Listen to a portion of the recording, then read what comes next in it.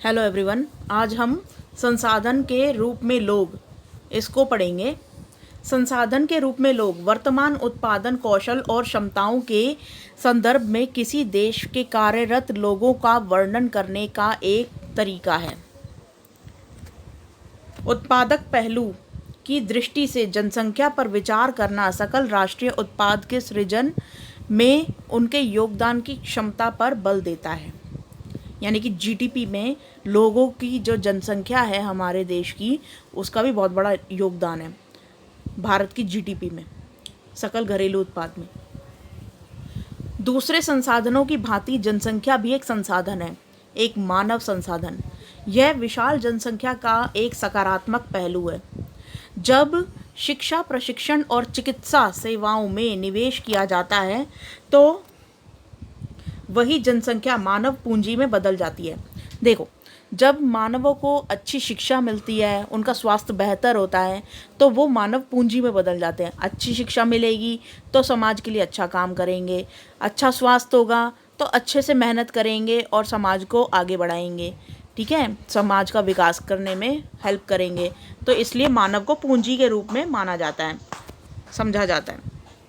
वास्तव में मानव पूंजी कौशल और उनमें निहित उत्पादन के ज्ञान का स्टॉक है। मानव पूंजी एक तरह से अन्य संसाधनों जैसे भूमि और भौतिक पूंजी से श्रेष्ठ है, क्योंकि मानव संसाधन भूमि और पूंजी का उपयोग कर सकता है। भूमि और पूंजी अपने आप का खुद ही उपयोग नहीं कर सकती। ठीक है, तो मानव एक जीता जागता संसाधन है।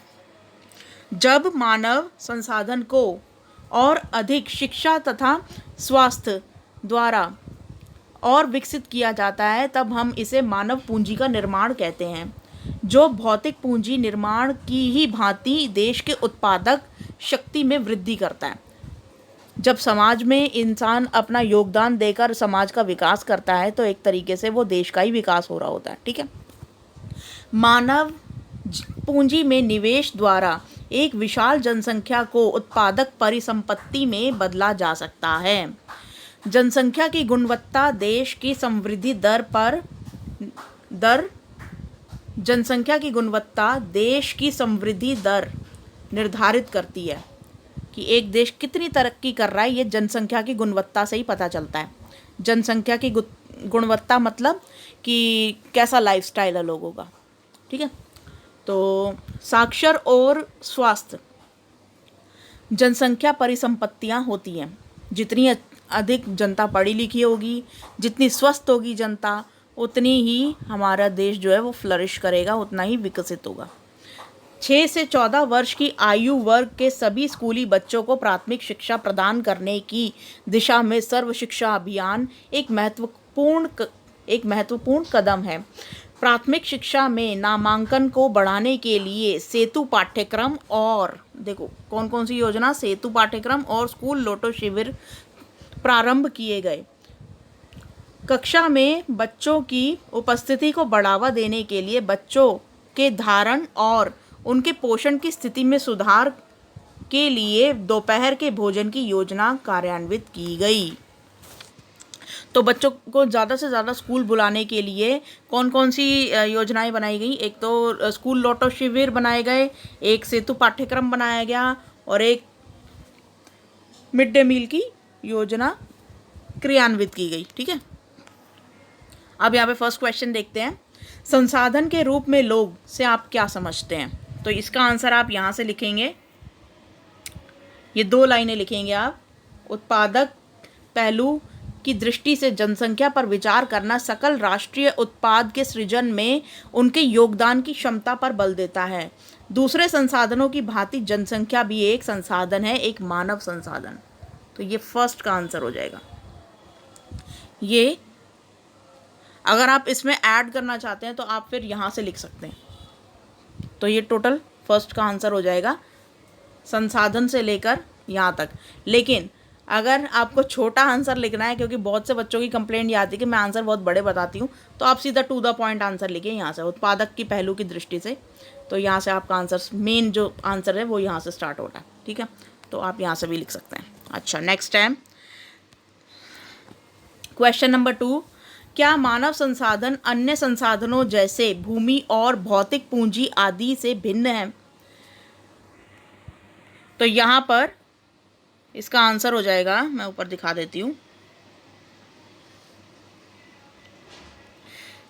इसका आंसर यहाँ से हो जाएगा, मानव पूंजी से लेकर यहाँ तक, ये सेकंड का आंसर है कि मानव पूंजी एक तरह से अन्य संसाधनों जैसे भूमि और भौतिक पूंजी से श्रेष्ठ है, क्योंकि मानव संसाधन भूमि और पूंजी का उपयोग कर सकता है, लेकिन भूमि और पूंजी अपने आप का खुद उपयोग नहीं कर सकती है। ठीक है, तो नेक्स्ट है क्वेश्चन नंबर 3, मानव पूंजी निर्माण में शिक्षा की भूमिका पर प्रकाश डालिए। तो शिक्षा की क्या भूमिका है मानव पूंजी को बनाने में? इसका आंसर यहाँ से आ जाएगा,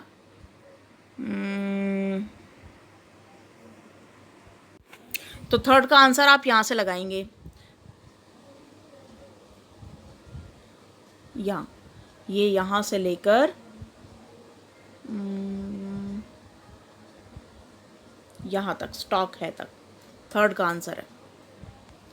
ठीक है, जब शिक्षा, प्रशिक्षण और चिकित्सा सेवाओं में निवेश किया जाता है तो वही जनसंख्या मानव पूंजी में बदल जाती है।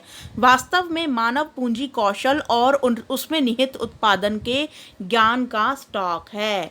ठीक है, तो ये थर्ड का आंसर है।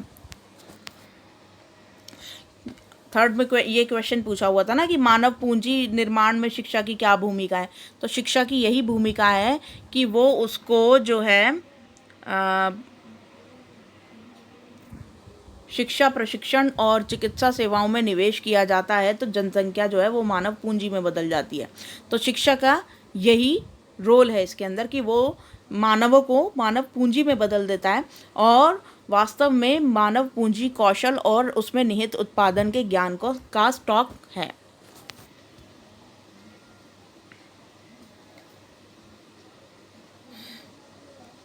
नेक्स्ट है क्वेश्चन नंबर 4, बच्चों के धारण और उनकी पोषण स्थिति में सुधार के लिए, देखिए यहाँ पर यही वाला आंसर लिखा हुआ है लास्ट वाली लाइन में, तो बच्चों के धारण और पोषण की स्थिति में सुधार के लिए यहाँ पर ला के छोड़ दिया हुआ लिए है, तो दोपहर के भोजन की योजना,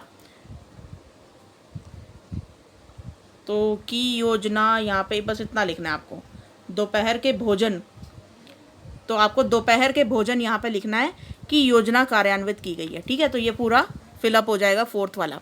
नेक्स्ट है इसके अंदर फिफ्थ, मानव संसाधन विशाल जनसंख्या का एक सकारात्मक पहलू है। ठीक है, यहाँ पे देखो, यहाँ लिखा हुआ है पहलू, जनसंख्या का एक सकारात्मक पहलू है। ठीक है,